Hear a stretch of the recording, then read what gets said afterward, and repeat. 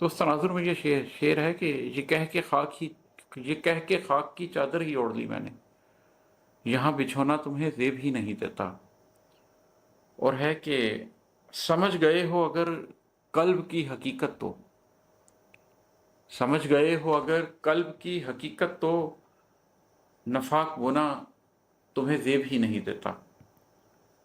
जब आप ये जान लेते हैं कि नफाक आपके अपने कल्ब के लिए कितना तकलीफ दे है, उससे आपके अपने कल्ब की रोशनी कितनी कम होती है, कितनी ख़त्म होती है, और आपका कल्ब क्या क्या पाने से महरूम रह जाता है।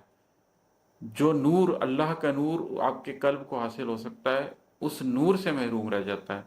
जो हदायत आपको नसीब हो सकती है कि आप अपनी ज़ाहिर की आंख की बजाय अपनी बातिन की आंख से देखें, आप उससे महरूम रह जाते हैं। तो कल्ब की यह हकीकत जानने के बाद नफाक बोना तुम्हें जेब ही नहीं देता। और है कि शऊर ज़ात के बदले गुरूर मालो मता, शऊर ज़ात के बदले गुरूर मालो मता, कभी कहो ना तुम्हें जेब ही नहीं देता।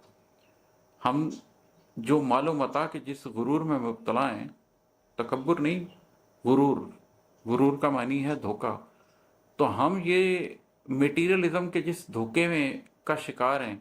अब तो फिजिक्स भी इस बात को मान गई है कि सब एटॉमिक लेवल पर matter ceases to exist, matter तो एग्जिस्ट ही नहीं करता, ये तो एक माया जाल है, ये तो एक धोखा है। कुरान पहले ही कहता है कि दुनिया की ज़िंदगी तो महज एक धोखा है, एक फरेब है, एक इल्यूजन है।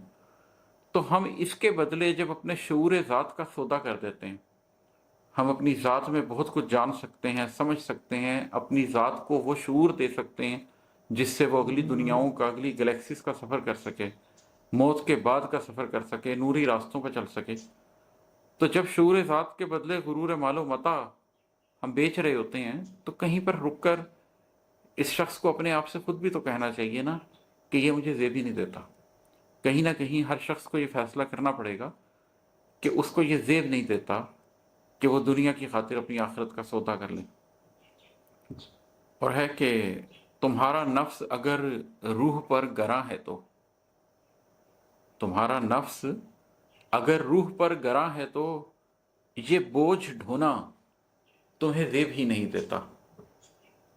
नफ्स, खासतौर पर नफ्स अम्मारा, वो हमें बड़ा लतीफ़ महसूस होता है, लेकिन सिर्फ जिस्मानी तौर पर, इसलिए कि वो दुनिया की लज्जतें हमारे जिस्म को हासिल करने पर उकसाता है।